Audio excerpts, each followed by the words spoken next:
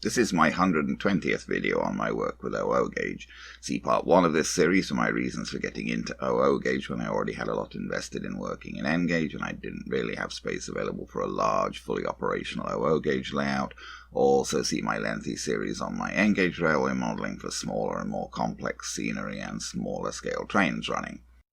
This part is another rolling stock unboxing, review and running.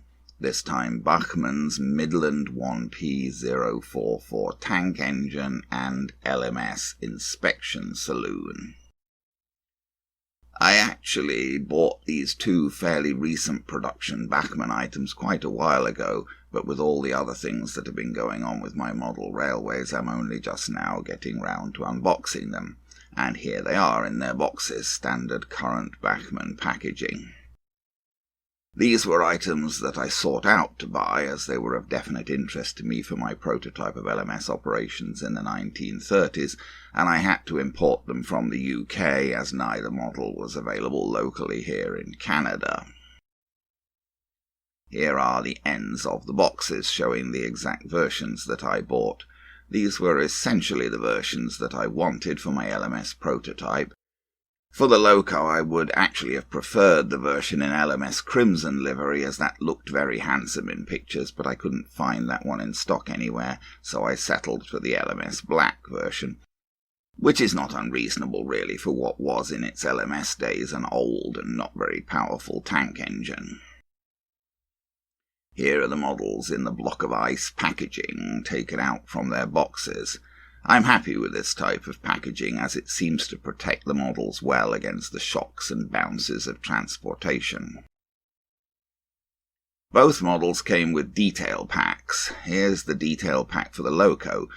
The most substantial item is an alternate set of driving wheels. Like the Bachmann Rails of Sheffield precedent that I featured recently, this model comes with traction tyres fitted to one pair of driving wheels, but is supplied with an alternate set of driving wheels without traction tyres that can be fitted if you prefer to run the loco that way. The fitting of the alternate wheels is not too bad, but it's not exactly trivial. If you want to see that process, please see part 110, where I covered the changing of the wheel set on the precedent.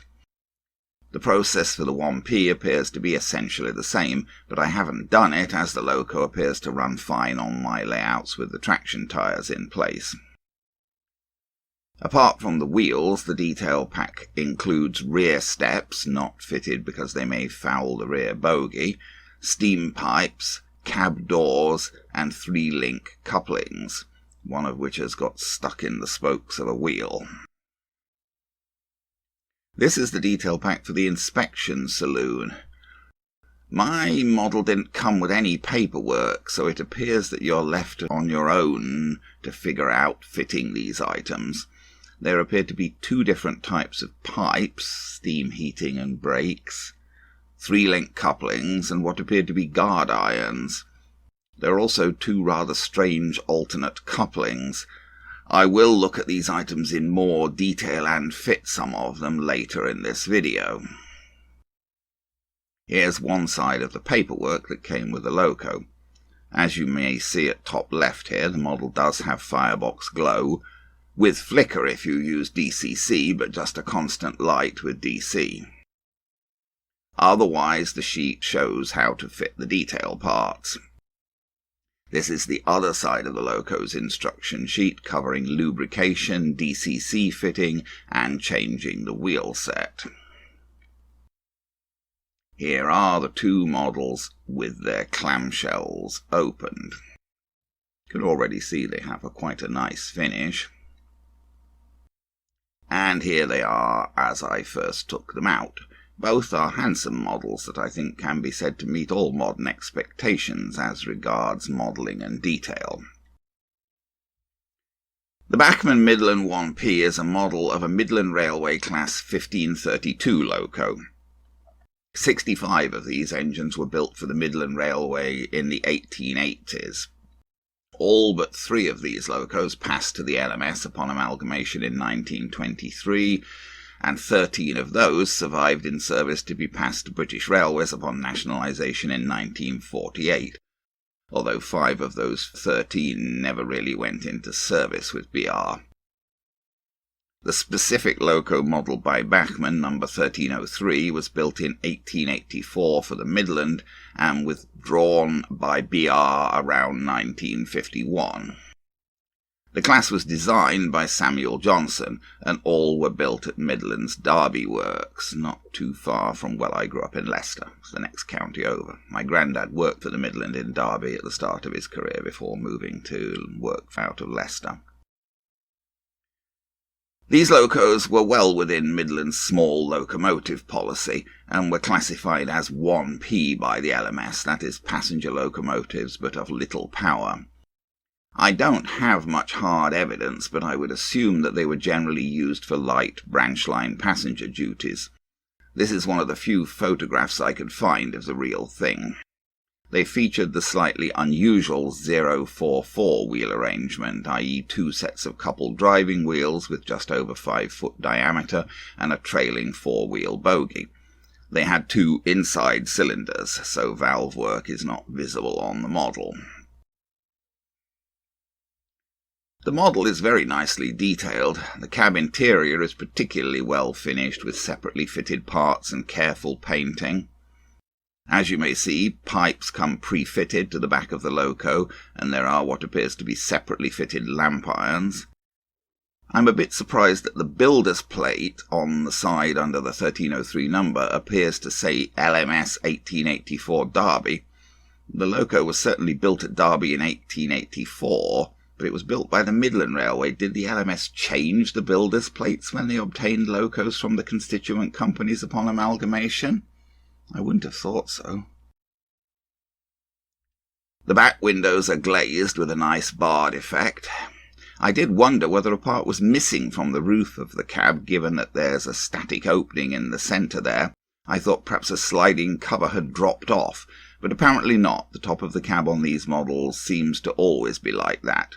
So I'd have to assume that the pieces on either side are meant to be the covers and that they're modelled in a fixed open position. Here's the front of the loco, again with pipes pre-fitted, lamp irons and some very well-modelled pipework. The buffers are sprung. Generally, the quality of assembly and finishing on my model was excellent. I didn't notice any glue marks or painting errors. The 3-link couplings are not pre-fitted as they would interfere with the NEM couplings, which do come pre-fitted at front and rear. Now let's turn to the inspection saloon. Here's a picture of the real thing. This was actually quite an interesting piece of rolling stock.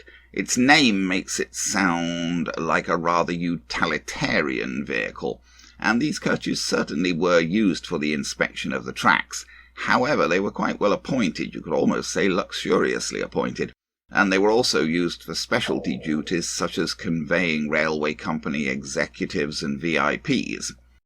The coaches were 50 feet in length, and they had saloons at each end with triple windows on each end to afford a good view of the tracks.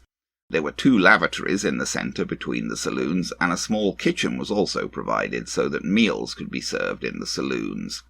It appears in this picture that the saloon at the near end is set up for the serving of a meal. I note that there do not appear to be any wipers on the end windows in this picture. The Bachmann model, however, does feature window wipers. There's a fair amount of interior furniture featured also. The model comes with NEM couplings fitted at both ends, and none of the buffer beam pipes, etc. pre-fitted. Here's a close-up of the other end. The buffers on this model are not sprung. There are, however, a number of separately fitted parts, even before you add those from the detail pack. Here's the other side of the loco model. Is that a Westinghouse pump over the front splasher? Here's one side of the saloon. The finish, lining and decoration are very good. The LMS crest is properly printed in multiple colours. Most older models simplify it quite a bit. Here's the other side. Note the separately fitted steps and railing for the centre door. Next to that on the sole bar is written emergency light. You can see more of the interior furniture through the windows here. I first put the loco onto my little test track to check it's running. It moves smoothly forward and backwards without a problem. So next I needed to run it in. For this I railed it on the outside loop of my main Hornby layout. This isn't the easiest loco to rail with its rear bogie, so I used a plastic railing ramp to get it neatly onto the track, and I proceeded to run it in. Okay, so I've got the X Midland 1P railed there just by the level crossing. Little tricky to rail because that rear bogie is not the easiest engine to put on the rails, and he needs to be run in now because I believe he is new. So I've got him on the outer circuit. We'll zoom out a little bit. I've got the handheld in my other hand, and we'll turn up the power and get him moving. About 50%. So far he seems quite smooth and quiet. I say so far, and the reason I sound so guarded, if you've watched previous videos, when I got my Precedent, my Rails of Sheffield Bachmann Precedent, it was also smooth and quiet when it started, but by the end of running in, it developed a pronounced squeak, which I really struggled to get rid of. So let's hope this doesn't happen with this one. Famous last words. We just hope not. We hope he continues to run nice and quietly like this. Oh, he has a firebox glow, whether you can actually see it. Oh, yes, you can just about as he goes around. It's a bit hard to see in a tank engine, but you can see the firebox glow there. We won't get flicker because we're running on DC. I don't use DCC. So it's just a constant light. There, yes, you can see the firebox glow as he goes round the corner there. So basically, famous last words, what we're doing here, trying to zoom out a little bit. We'll just leave him here, going round and round. Of course, he'll get half an hour going round and round forwards, and then half an hour going round and round backwards. And then we'll hook him up with something. I think we'll maybe run him on the shelf layout with the Inspection Saloon.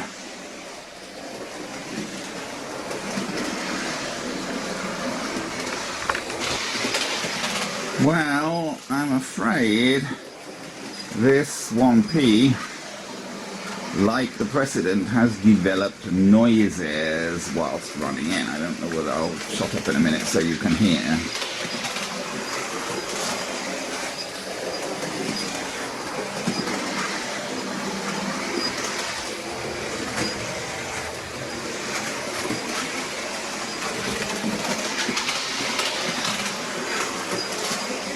Okay, so what I'm hearing is a high-pitched squeak, very high-pitched, don't know whether that comes across in the camera, a very high-pitched squeak, and a sort of intermittent quacking noise, of quack, quack, quack, quack.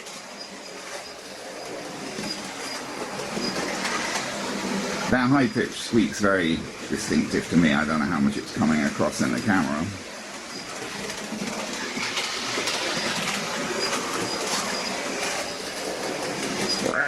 And you can hear the quacking noise most when it's close to you and it goes round this curve at the end here. Sort of quack, quack.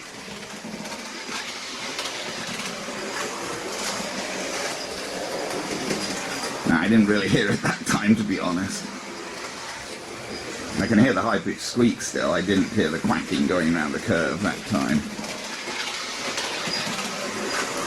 I heard it then. Yeah, quack. So why is it that the Precedent did the same thing? It was nice and quiet when I first started running it in, and then it developed a pronounced squeak during the running in. Why is it these new Bachmann locos start out quiet and develop noises during the running in? I mean, they're not horribly obnoxious loud noises, but they're quite noticeable. How long as this is about had its running in forward, so we'll switch it over to backwards when it comes round the next time round. teeny bit nervous about backwards, as it's got a rear bogey, so if anything it's apt to run better forwards. See, it's even squeaking as I slow it right down. I don't know whether you could hear that, but I could. Okay, so let's go backwards.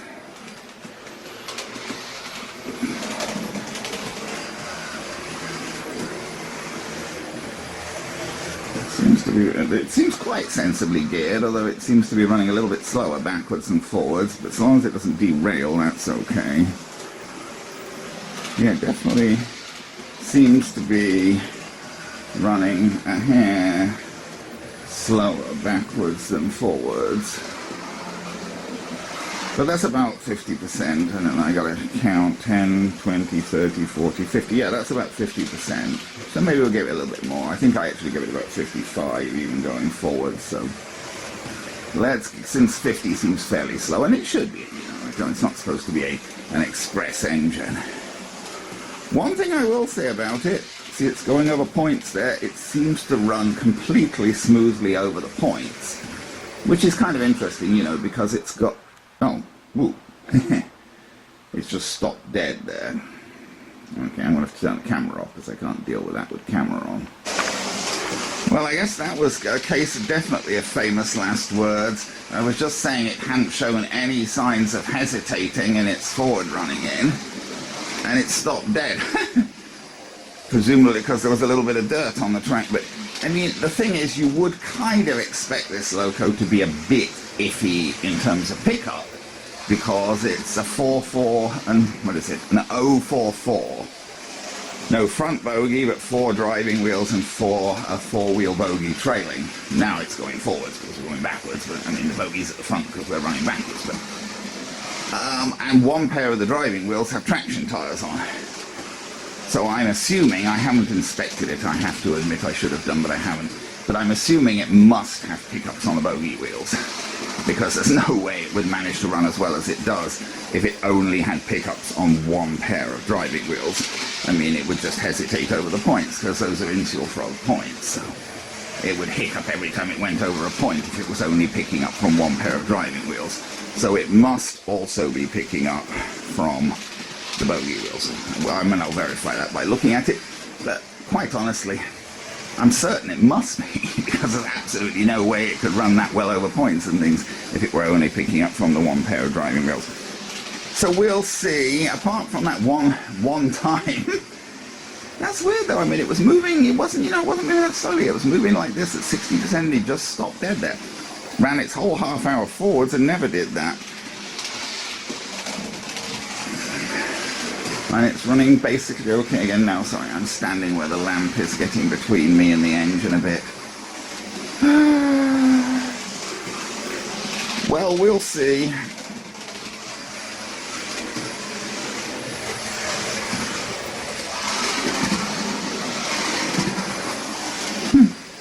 I don't notice that high-pitched squeak running backwards. I was just shutting up there so I could listen to the engine.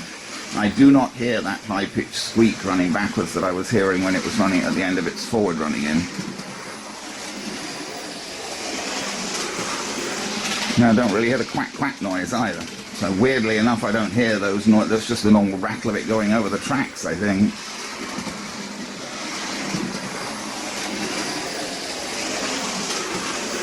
Now, maybe you can still slightly hear the quack-quack noise as it comes round the bend towards you there, but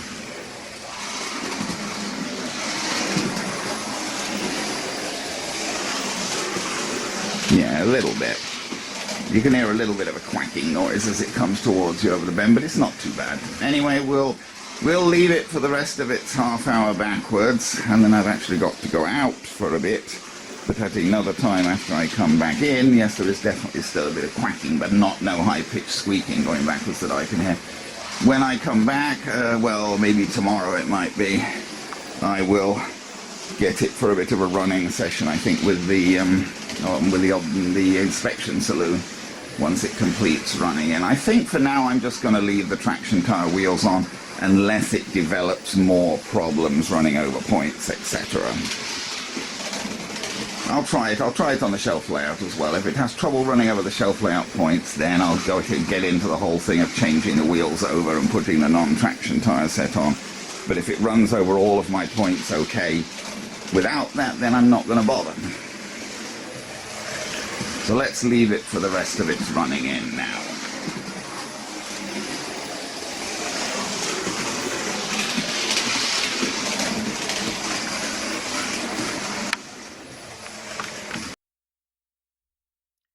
With the loco run in, I turned back to the inspection saloon, as I wanted to hook it up to the loco for a running session. I removed the NEM coupling from one end of the coach, as I was only intending to couple it to the loco, and it would look better without a tension lock coupling at the other end. The bogies of the model appear to have electrical pickups. I thought perhaps there would be some lighting, but here I have the model on my test track with full power applied from a Tech 2 controller, and there's no sign of any lights of any kind, so presumably the pickups are provided for the fitting of some optional extra item or items. Here is the inspection saloon railed up in the station on my shelf layout for its initial running session. This is an extremely free-running model, so much so that unless it's on perfectly flat track it'll run away if not restrained. I hooked the inspection saloon up with the 1P loco. And here they are, ready to set off for their first run. Inspection saloons would, of course, frequently have been propelled, as this offered a good opportunity for inspecting the tracks from the front windows. So now let's see this little train running.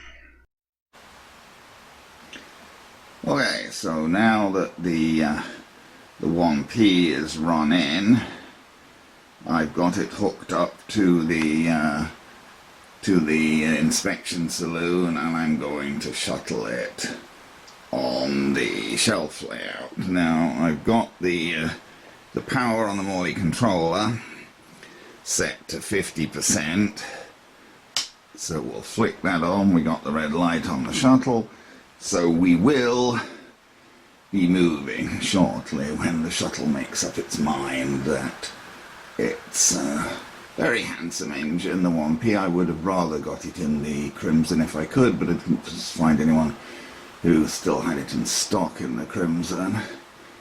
And there's the inspection saloon with some interior. Try and zoom out a little bit in anticipation of moving. Should get moving soon. I keep going on about the difficulty I have setting the delay properly on the shuttle, and it's not the same for every engine either. It seems to be something to do with the impedance of the engine. An interesting thing about this 1P is that it seems to run on quite a noticeable distance past the isolator it's going now on the track. Now I'm not quite sure why that is. I haven't had it apart. Perhaps it has a flywheel that keeps it running a bit. Does it even have a keep alive capacitor or something? I mean, it doesn't going very far past. Well, it'll be easier to see when we come back to this end how far it goes. I did run it before I shot this video, and it seemed to move on a variable amount. It seemed to move so its back wheels were at least an inch past the isolator, and sometimes 2 or 3 inches, which is quite surprising because it should be getting absolutely no power once it passes over the isolator. And the majority of engines do tend to stop dead there, but he really doesn't. So he's just parked now in Wenstead Station. There he goes, and once the shuttle makes up its mind, he will move back into Hackley Station. And we'll go in and have a look then and see how far. So how far past the isolator? Not very far, really. See, where were we? That is the isolator in the track. so the track's broken, and that's the back wheel of the one piece. So what are we? 1, 2, 3, 4. About 4 or 5. About 4 or 5 sleepers past the back wheel. Now, well, I'm assuming the back wheel does have a pickup. Let's see, can you see the... It's hard for me to tell exactly what you're going to be able to see on the video, because I'm looking at a viewfinder, but it's a fairly small viewfinder, so hopefully you'll see a lot better than I can. That's the cab. I do not... Oops, he's going off. I'm going to follow him now. I haven't put crew into this yet, so it's being operated by no one. It's got quite a nicely detailed cab interior, but I haven't fitted it with crew yet. But they're both handsome models, both, of course, Bachmann models, and both handsome models. So I can get round to where I can give you a different view as it goes. I'm trying to walk round here behind it. And then maybe we can watch it go out of here. You can see the windows of the inspection saloon.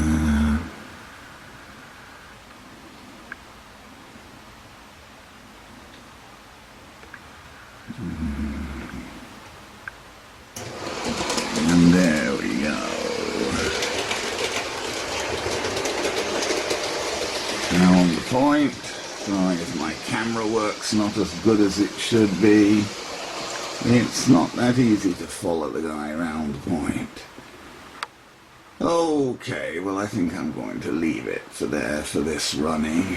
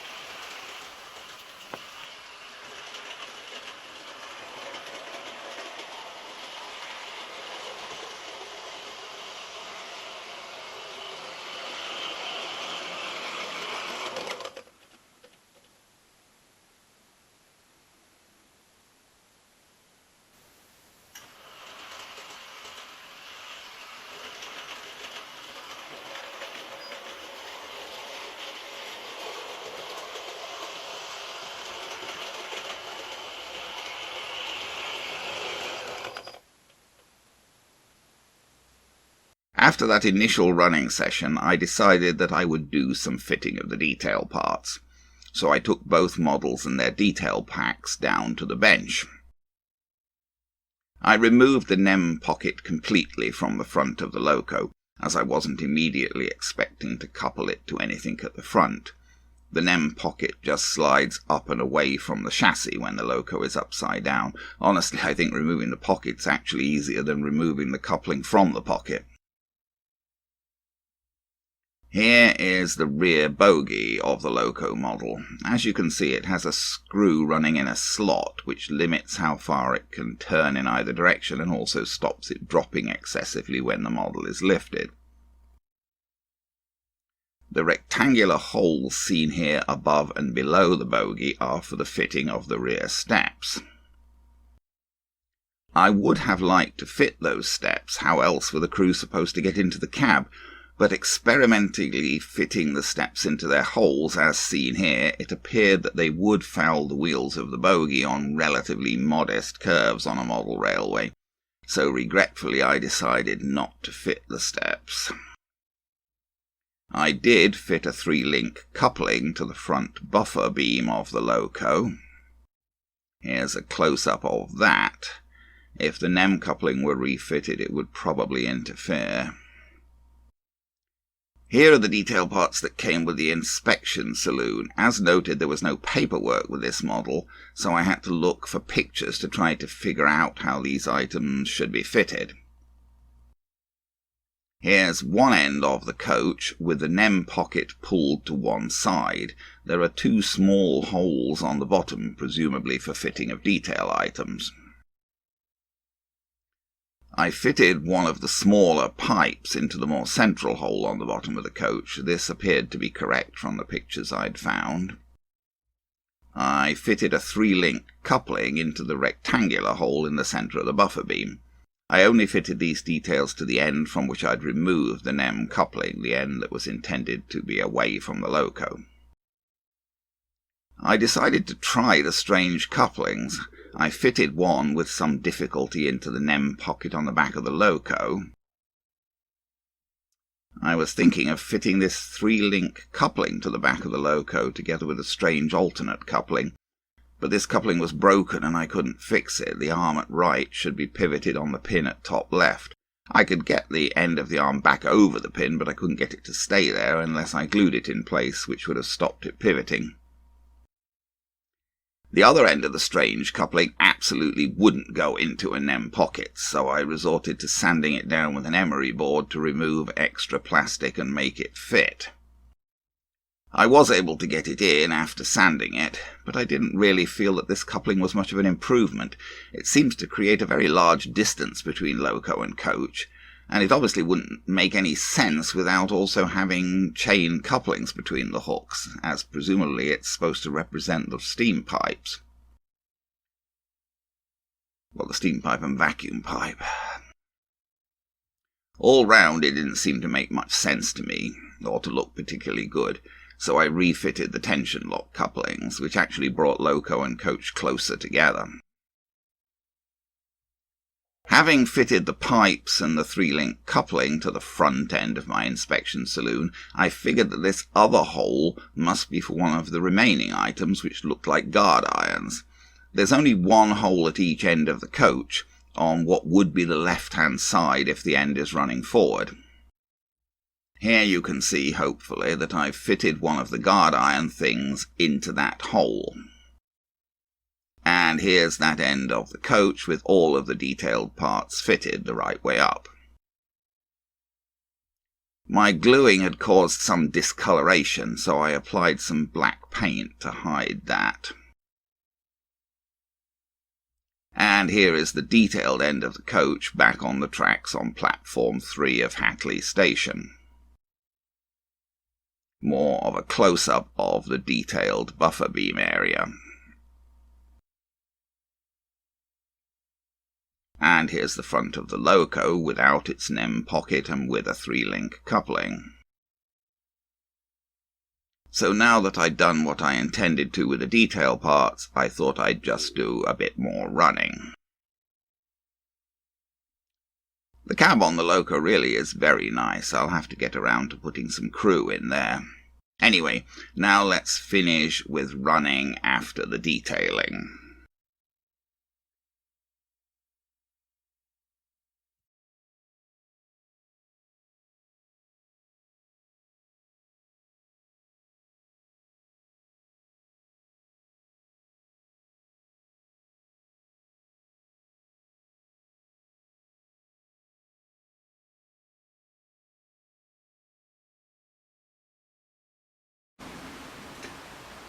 Okay, just one more try at running this, now that I've mucked around adding details to it. It's hard to move around this place, this is the problem.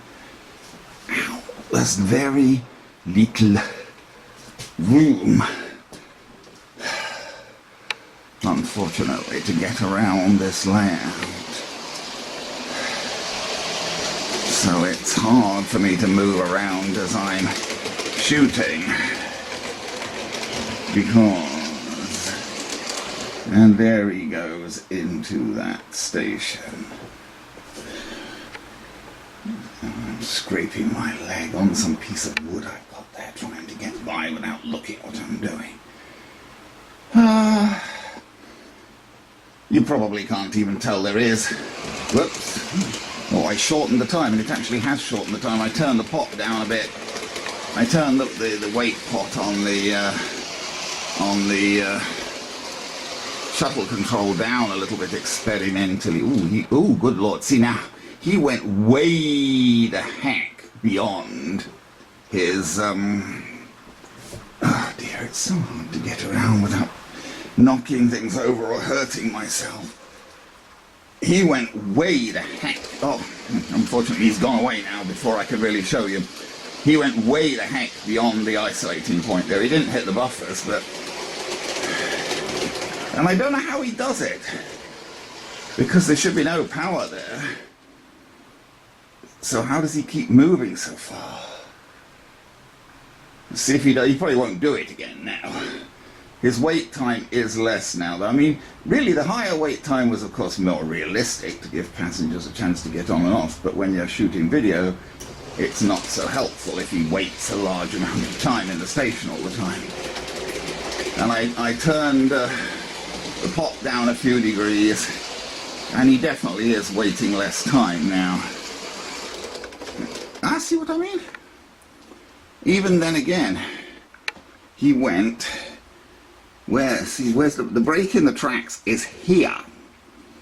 The break in the tracks is here, so there should be no power from there on, and yet somehow he managed to get all the way up here. That's... see, that wait time's almost too short now. Oh well.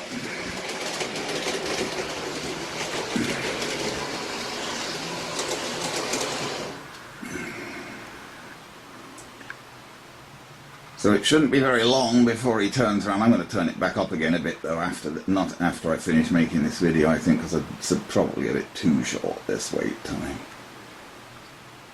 As I say, getting it exactly where you want it is not easy. Yeah, that's a pretty short wait time.